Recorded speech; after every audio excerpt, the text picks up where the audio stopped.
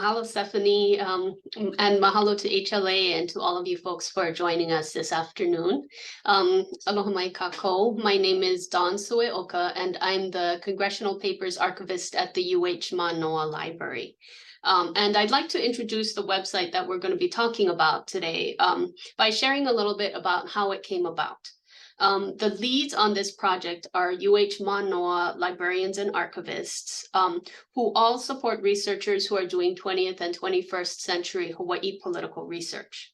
And when our group first came together, we reflected on our experiences supporting these researchers, and we discussed some of the things that make it challenging to do political research in Hawaii.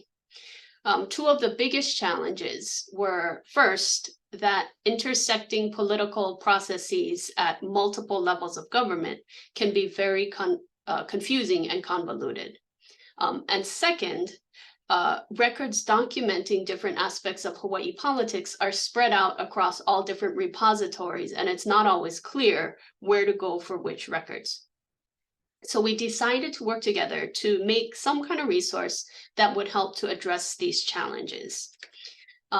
It's one thing to consider political processes in the abstract, like with tidy diagrams about how a bill becomes a law.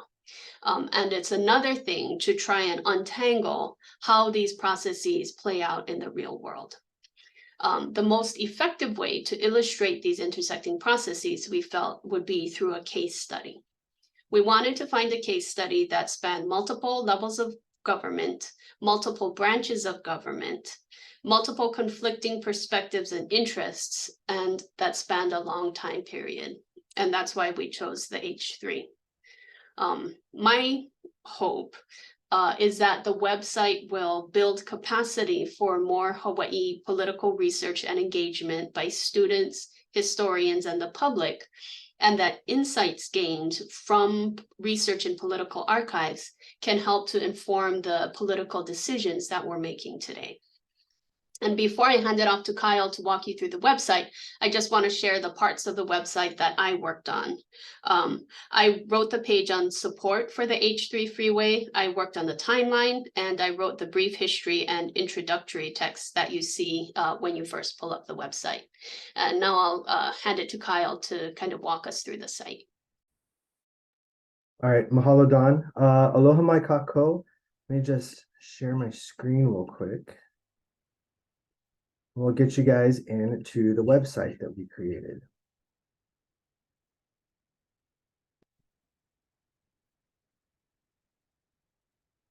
All right, so as Don said, my name is Kyle Hart, and I was brought onto this project in my capacity as a practitioner of Ike Hawaii, and also to work alongside my fellow project team member, Dori Minatodani, who unfortunately is not going to be here with us today.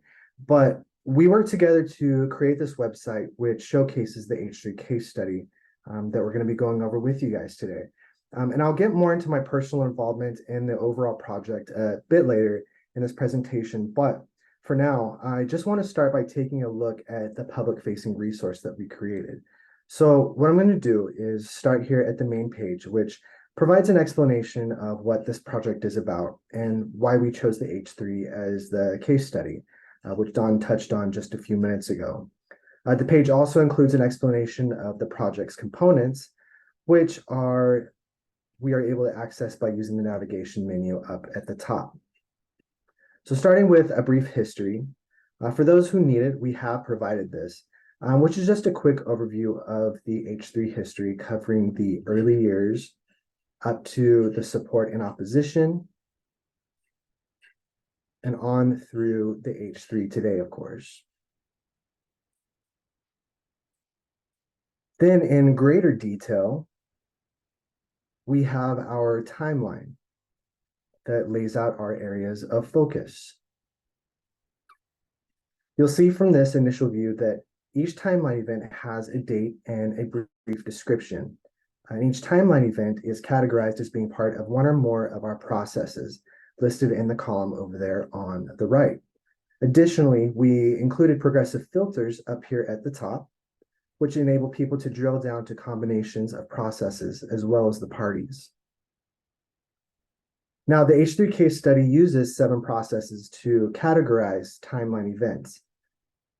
They are the Kanaka, legislative, regulatory, contested cases, which is also regulatory in nature, but we did decide to go ahead and give it its own write-up. You have judicial, opposition to the H3 being built, and support for the H3 being built. So let's start by taking a look at our legislative process. Now, the process is described here. And then as we go down, it is further described as to how it relates to the H3 project. And eventually gets to where it explains where the documentation of the process itself can be found.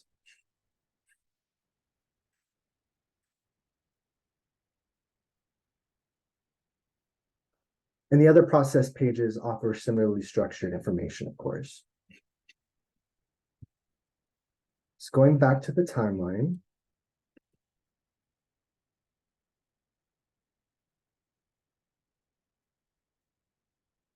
Now, you'll notice that the timeline includes pre-colonial Kanaka-Levy activity, which we classify as the political process of Kanaka.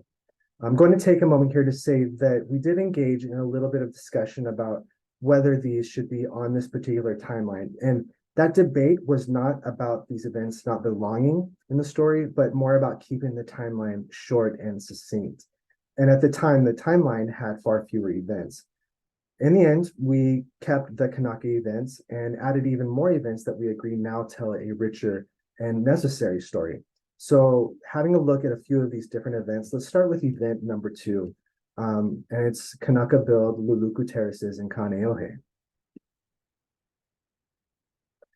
One of the features of the timeline is that some of these events have a GIS imagery attached to them. And the purpose of these GIS story maps, which I'm going to show you here, is twofold. The first is to orient users to the locations of certain places, as you can see here with the Luluku Terraces. And then when necessary and appropriate, we included a before and after picture so that people could see the impacts of the H3 before and after construction.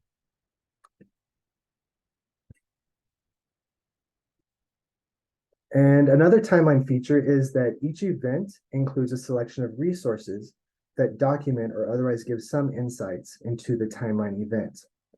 And a good example of this is in event 49.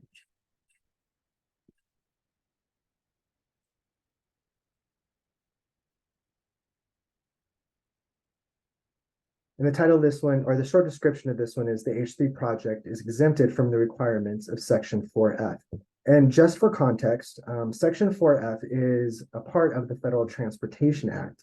It requires parks, recreation land, wildlife refuges, and historic sites to be considered before, during the construction, the transportation project development.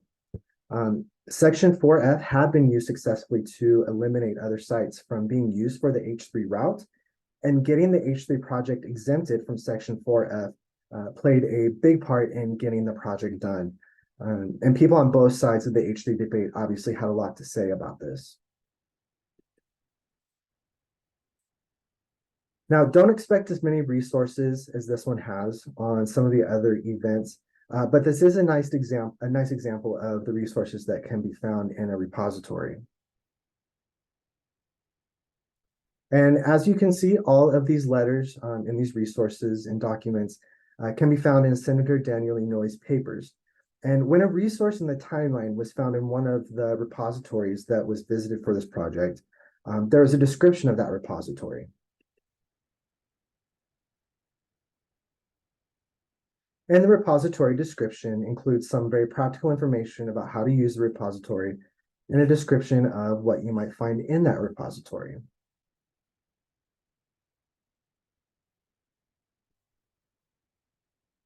And last but not least, each timeline event includes a list of the parties involved in that event. You'll notice that some of these parties here have names and a link, some of these names have a link embedded in them. And we identified the parties that appear in the timeline most frequently and wrote a brief description for the top 10 parties, such as the Hawaii Department of Transportation here.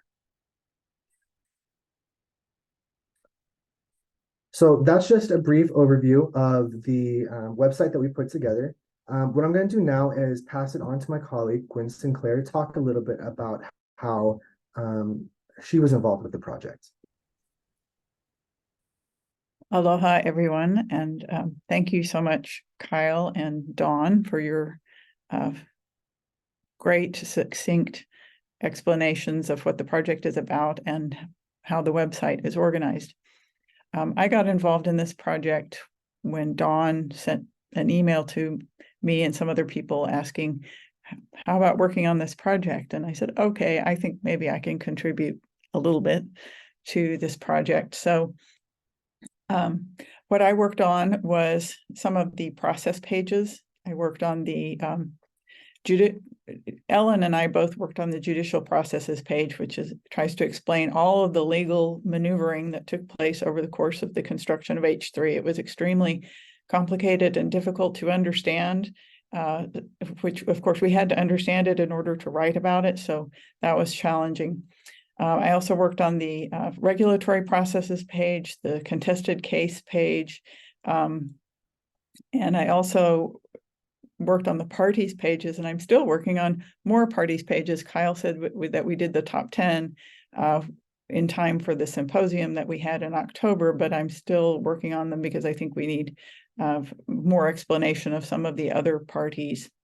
And those are challenging because you have to explain what the significance of a party is and in the H3 saga in a very succinct way. So this involves explaining the significance of Bishop Museum in just a couple of paragraphs when they had a huge impact on the construction of H3.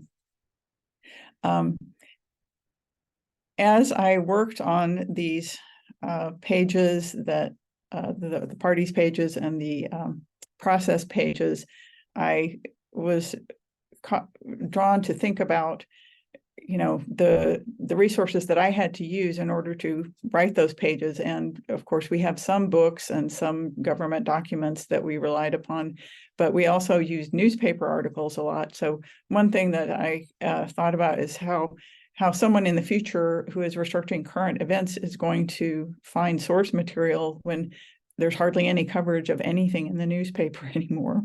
And social media does not provide the same type of information. There's just so much less investigative journalism going on now than used to be. Another thing about researching H3 is that most of the history of the freeway happened before the internet, before the World Wide Web. So we were dealing with, paper collections a lot of the time, or in some cases, digitized collections. But there is a big difference between researching an event that happened in the internet age versus one that happened before the internet came online. And I also thought about who is responsible for collecting the records of political processes and protest movements. It's kind of sometimes hit or miss in terms of whether people have collections of papers. And of course, do they keep those papers in their garage in a file cabinet, or do they pass them along to an organization to be the custodians for them? There's no, that is something that libraries maybe could be more involved with, is helping these nonprofit organizations, protest groups and so forth, figure out what to do with the records that they have accumulated from their activities. We don't necessarily have to be the ones to take in all of those collections, and we probably don't have the capacity to take all of them in, but we at least could be advising people on the best practices. And another thing that I thought about was just, I'm a longtime fan of reading Kokua Line in the newspaper. I don't know if any of you are Kokua Line, but if you're not familiar with it, it's basically people write in their problems, and usually problems with the government, and the column editor, contacts the government agency and tries to find out what the answer is. And they've had various columnists over the years. I started reading it back when Hildegard Fripp Logan was the columnist, and you know, they do a great job of explaining what the government does, and here's why it has to be this way and not that way. But the government itself is really lousy at explaining its own processes. And a lot of times it seems like people at government agencies don't really think that they have a customer service role. You know, they think that their job is to carry out the laws and enforce the regulations that they're responsible for, but not necessarily help the public. So I actually had an experience like that when I was trying to write the contested case page. I contacted the Board of Land and Natural Resources, and I said, you know, I'm researching this H3 contested case. Where would somebody go if they wanted to find the transcript from the contested case hearing that was held? And the person I talked to said, oh, well, you have to go to the Attorney General's office for that. So I contacted the Attorney General's office, and they said, oh, no, we don't have that. You have to go to the Board of Land and Natural Resources. And I said, well, they're the ones who sent me to you. So then I contacted the BLNR again and said, you know, the Attorney General's office says they don't have this. And so then the person said, oh, well, we don't keep those old transcripts. We don't have that stuff anymore. So then I thought, wow, well, okay, this says something about what our records retention schedules have in them, is, you know, that there are certain things that people are not required to retain. So libraries might need to have a role in capturing some of those things before they get thrown out, because, you know, if there's no requirement for the agency to keep them. So there's a lot of food for thought in this process about what libraries and archives roles are in terms of capturing the documentation of political processes and protest movements. So that's all I'm going to say, and I will pass it along to Kylee. Hello, thank you. I'm Kylee, yes, and I came to this project because I was matched with Gwen through the HLA mentorship program. So she was kind enough to give me a few jobs in this project. Mostly I worked on things like copy editing and scanning and compiling. I had strong feelings about font choices, which is very on track for me. And I would say that one of the biggest challenges I experienced is, you know, you'd be sent to the state archives and you'd be asked to scan a full file, and then you do a couple more. And some of the things that were supposed to be in there were not there. And a lot of other things were just thrown in there randomly that have nothing to do with what you're looking at all. And there doesn't seem to be a link. So if we're not keeping careful records anyway, it is even harder in a very, very complicated process to begin with. You're just sort of hoping that someone has the thing that they say they have and that it can be accessible to others. So I will stop talking because my story isn't as interesting as Kealohi's. Aloha mai o wau Kealohi. Hi everyone, I'm Kealohi, as Kylee had just said. Thank you for sharing about your work. We kind of crossed paths in a different timing, but I know that we both shared a very similar experience with going to the state archives and kind of struggling in those sections. So I did a lot of research in repositories that were digitized and as well as in person through state archives and university. And through this, I found that the state and congressional archives definitely lacked a Hawaiian perspective. And that point of view from the community, which I think is so important as to why we wanted to include it in this project. That I know Kyle and Ellen were really great at incorporating that into the website as well. And for myself personally, as someone who's very strongly aloha aina, it was frustrating and difficult to read this and the rhetoric that was used, because there's a lot of discrediting that I saw during that time period of forms of historical preservation, such as oli, mele, mo'olelo.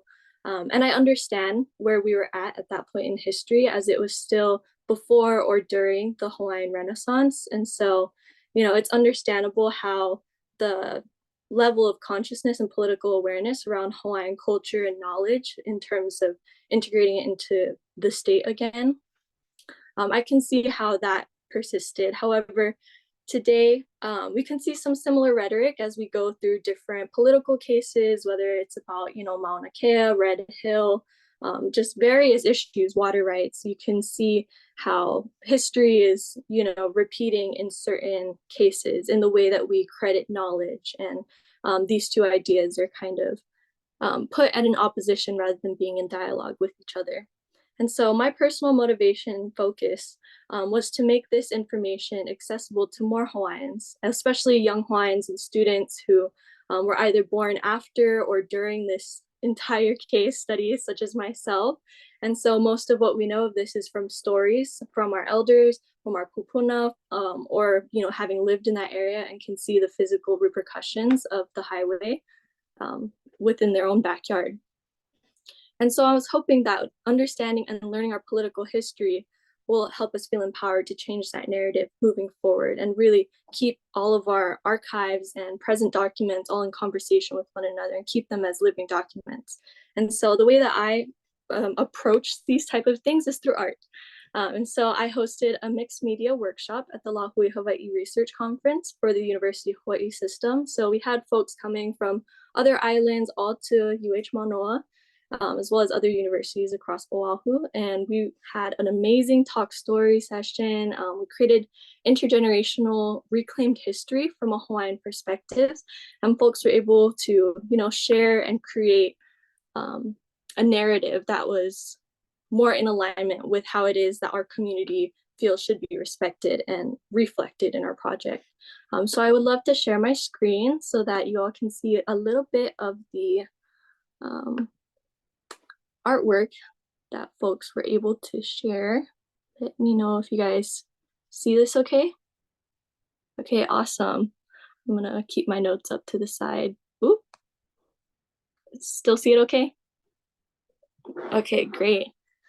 So this is just going to be a quick overview, and so you can just see people interacting with these primary and secondary sources and creating their own poetry. Folks who were actually a part of the activism of the time period were able to be there as well, and share their firsthand accounts. People who live in the area, family members who were a part of the constructions teams, although they have varying feelings about it, they were able to share that perspective as well.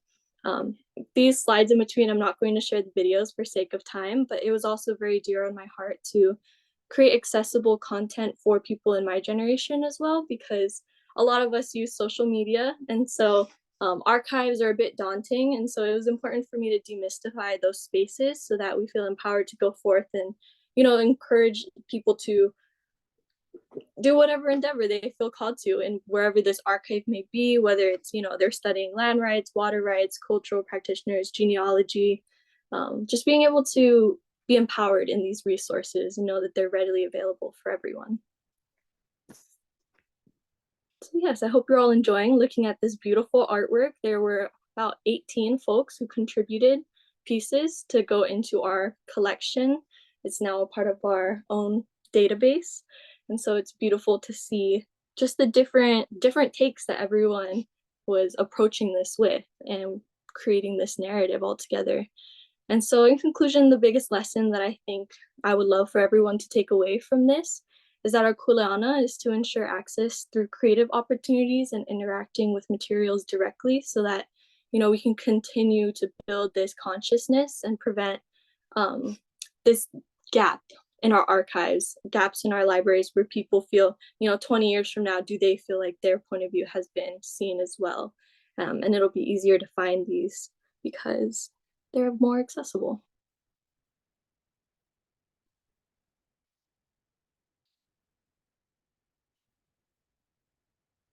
And this is our final one.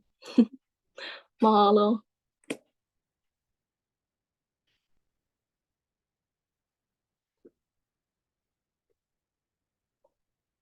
Okay, are we over to the questions portion? Everyone in the group. I think we have Kyle, Oh, and then I'll play Ellen. Our final presenter has a power outage at her house, so she recorded her portion. So after Kyle goes, I'll share my screen with Ellen's video and then questions after. fantastic. There's Okay, any questions, put them in the chat in the meantime. Awesome. I'll be really quick, I promise. Mahalo Kealohi. That artwork, it just has such a powerful message behind it. So I hope everyone enjoyed those. They did a lot of work compiling those. But I came into this project when the job advertisement was forwarded to a few of us during my last semester in the Hawaiian Studies MA program. My research interests center around kind of peeling back the colonial layers in Hawaii and envisioning a future that's decentralized from, these American epistemologies, and instead centered around those of Kanako Levy. And that was a big part of this project for me personally, is looking past this practicality of this industrial behemoth and getting to the spiritual side of the matter. So, like, what were people feeling? How was the community impacted? And how was this Aina treated? How has collective or mutual well-being been impacted? Considerations like this are why I do the research I do. I seek to make connections, and what are we as humans without our connections to the world around us and each other? And my involvement with this particular resource is that I conceived the layout and executed the look of the website according to the inputs and the wishes of the entire project team.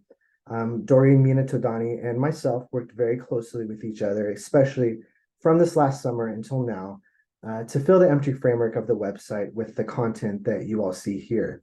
And then Ellen Cachola and myself co-authored the Kanaka page. There were certain events in this project that we deemed more noteworthy, and we did want to make sure and point to those locations on a map for reference. And so in those cases, we did create those ArcGIS story maps that I showed you at the beginning when I was doing the overview of the website to help illustrate those respective timeline events.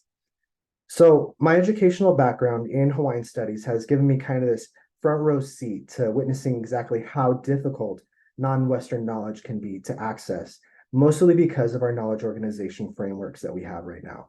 And whenever I embark on a research journey that involves archives here, it's almost overwhelming. It's like, where do you begin to even start to make sense of all this data from all these different repositories?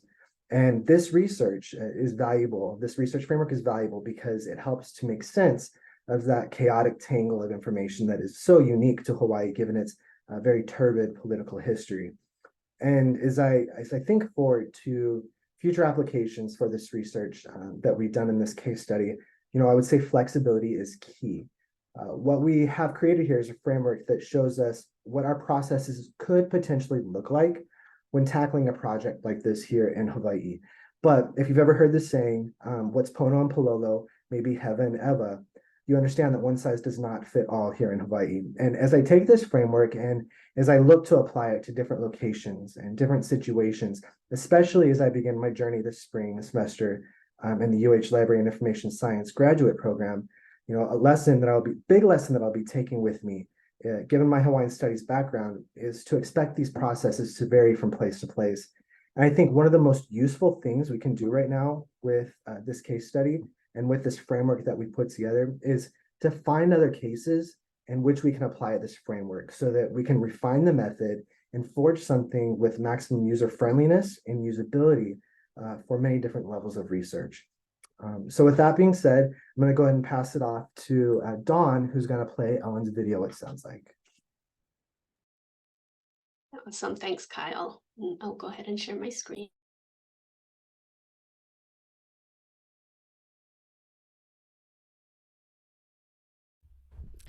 Aloha, I'm Ellen-Rae Cachola, the Archives Manager from the UH School of Law Library and lecturer for the Department of Ethnic Studies. I'd like to share my final reflections by focusing on the process pages. They reveal the power inequalities within the H3's history and the importance of our field respecting different archival systems that preserve these histories. The process pages document the different forces that came to a head in the H3 history. So the contemporary protests against the freeway at Moanalua, Kaneohe, and Halawa toward the U.S. federal and Hawaii state government and the Bishop Museum was documented in the opposition to the freeway page.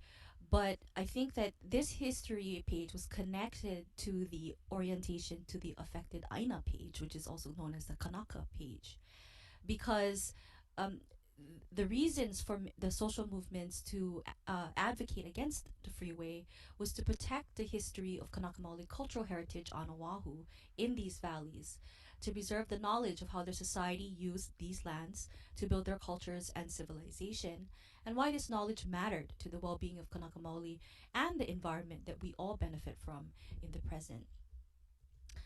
But the fact is that the website has multiple process pages broken down for the government processes surrounding the H3. This shows how abundantly accessible these records were in our academic and mainstream archival institutions. The information documented the process of government professionals following bureaucratic rules of how laws get made, the legislative process, and when conflicts arise, how laws get enforced, the regulatory compliance, and how people contest them, the contested cases page, and also how people get judged by them, the judicial process. So our institutions and archival agents collect this information based on principles to serve our parent institutions that function within the U.S. legal and administrative jurisdictions. The support for the freeway page revealed how the state of Hawaii reached out to labor unions and construction companies to build public working class and business support for the freeway. By framing the opposition to the freeway as a threat to their jobs, it prompted union and business interests to publicly support the freeway. Campaign finance disclosures reveal different ways political candidates for office may be supported by special interests, like unions and businesses, who then support their agendas in office. So what do these different processes mean? There were politics in whose message got across to shape political will and public opinion in the past and present. Pro-freeway perspective of the federal and state of Hawaii governments had access to paid staff, mass media, political levers, resources, and public repositories to reach out to political players and the public to normalize the narrative that the freeway was inevitable and positive. The opposition to the freeway was initiated by grassroots and professionals working at community levels, engaging in legal defense in the courts, lobbying at state and federal levels, and volunteering at protests and vigils, in addition to their daily jobs. So their archives were kept in the homes and offices of ordinary people. But because of the outcome of the H3 battle, it didn't merit the mainstream archive as a trustworthy location to preserve their memories. However, the descendants of these social movement communities are creating their own community archives based on their own historical contextual perspectives and learning goals. So the H3 project tried to bring some of these resources together in one website to break down the silos of politicized memory and create information pathways where more information of different sides can be found. So I think information workers should educate diverse users about the multiple worldviews on the makeup and the philosophies of archives to support research to these different sources. So we do have conventional archives which have these different characteristics, but the reality is that they're closed repository systems, and so there can be a scarcity and politics of how space is used and what information is collected and kept in there. For community archives, these are some of the elements that I've observed in our experience. Community archives can be nonprofit, community, organizational, individual, or family records about the H3, and they may or may not be acquired by a mainstream archive, depending if they were accepted. But there was another notion of archives that I learned in this process is land as archive and people as records. And so this breaks out of the Western notions of archives as the repository holding the paper or digital records. Rather, access to the land as an archive entails outdoor experiential education. I connected our archival project team to the UH Manoa College of Social Sciences service learning program called Malama Ina Ahupua'a program, which is led by Professor Ula Hassiger. And she connected us to Mahelani Cipher, who's the leader in the Ko'olau Foundation Restoring the Kanaka Maoli History in Haiku Valley through workdays. And this is also, to address the militarized and the H3's impact on that valley. I consider the process of connecting the project group to Haiku Valley as an information pathway to begin to access and learn about their community archive.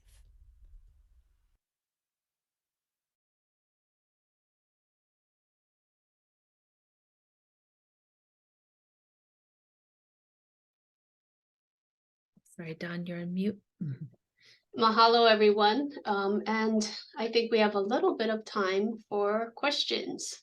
Okay, I'm looking at the chat and I see that Jessica said she loves seeing the art creations. For the whole group, has this experience led you to identify new projects? So anyone who wants to respond to that one?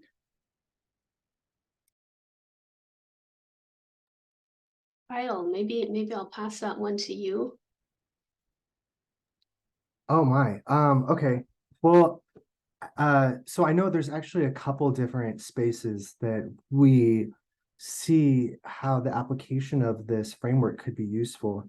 The first is, the tragedy that we've recently seen on Maui, the Maui fires. That's definitely something that, and it's still happening in real time. It's not over. So, gathering all that archival data and then, trying to find a way to organize it. This is definitely something that we see could be very useful with that particular situation. And even as I am looking forward to potential research as I move forward into, the next stage of my academic career, I definitely seeing it being useful in all throughout the Hawaiian studies, all throughout the Hawaiian studies field. Like I said, when I was talking, it's very hard to navigate all this information because there's been so many change of hands, and you never know. It's very hard to tell where one thing lives, and sometimes it just decides to pop in and out of existence at will. So when you have something like this to guide your organization, your knowledge organization here in Hawaii, I mean, the applications, in my opinion, are innumerable. So I hope that answers the question.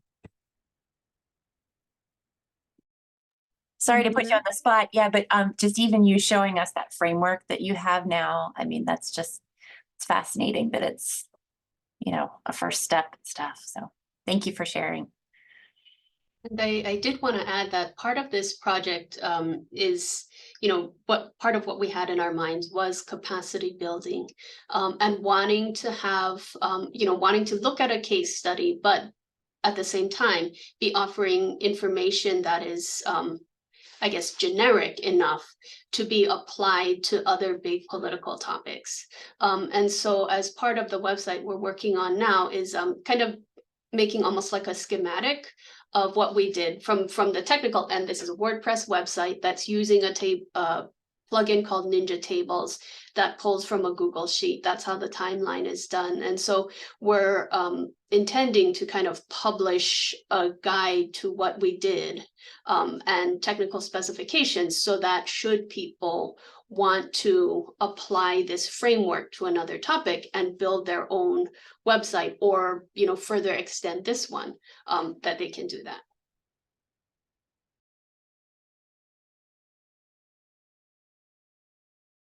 That is so fascinating.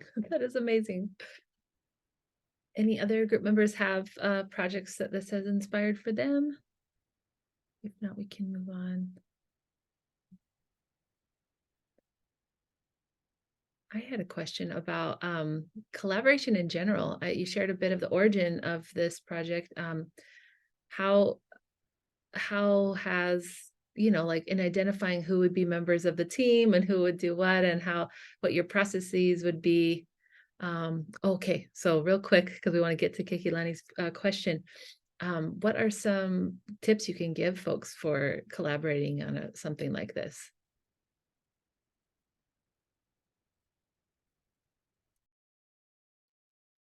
Well, I can share just kind of from the logistical perspective again, having regular planned scheduled meetings, standing meetings. We had an ongoing single document that had all the notes from all of our meetings. We used within Google Documents, they have a task list feature that you can track the progress of a whole set of tasks. You can assign tasks to people, and that's how we kept track of all of the moving parts because it was a big team. Two of our team members are not here. And so kind of managing everything, making sure all the different interdependent elements came in on time was something that we were primarily able to do through Google through Google Docs. Fantastic. That's so helpful. We have 5 minutes left, so I want to give Kealohi time so we don't take time from the next presenters. So go ahead. If you want to unmute. You're on mute, I think, Kealohi. There we go. Aloha. Can you hear me now? Yeah. Okay. Well, first of all, I want to mahalo all of you for your work. For me as a librarian, high school librarian, I can see how our Hawaiian history teachers can use this in their curriculum. I do have a question and I have a comment.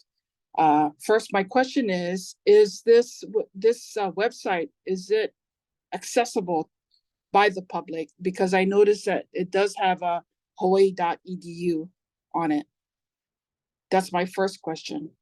That's my question. The second is, I want to say that I will be sharing this with Kupuna Sweet Matthews. Auntie Sweet is she's probably maybe lucky if maybe the only person that I know of that is still alive. She's got to probably be maybe in her mid 80s, maybe almost 90s. But actually her and her ohana, Auntie Sweet was one of the protesters for H3. But her and her ohana actually take care of Halawa Valley. But anyway, so my question about public access. Yeah, to this. mahalo Kiki. So yes, the site is publicly accessible. There are some links to streaming video that link to resources within the UH library catalog that may be only accessible to folks with UH credentials. But for the most part, everything is publicly accessible. And that was part of our thinking too. And thank you so much for reaching out to Auntie Sweet. We did a workday in Haiku, and we initially wanted to do a workday with the folks in Halawa. So if there is an opportunity for that too. And I'll also just kind of a bigger comment to the group, we invite all of your kind of questions and feedback. There's an email address on the website. So any kind of, corrections, feedback, we please send it to us. Okay, I will share this with Auntie Sweet and then try to see, maybe connect her with you guys. Yeah, please do. Okay. That would be fantastic. We tried to connect with Nick Tanaka. Oh yeah, I think initially. Nick was her like alakai, and because she's older. But yeah, absolutely. But please, yeah. Okay, mahalo Kiki. Yeah, mahalo again. Well, thank you so much. This has been truly amazing. And thank you to all those who participated in questions. We want to mahalo Don, Ellen, Gwen, Kealohi, Kylee, and Kyle, and everyone, like I said, for participating in this session. Please note that the use of the session's evaluation link is in the chat to provide some feedback, in addition to what Don said about the website. This evaluation link is also available in the session description of the schedule on the conference website. Enjoy the rest of the conference, and mahalo again to our amazing presenters today. We appreciate you so much.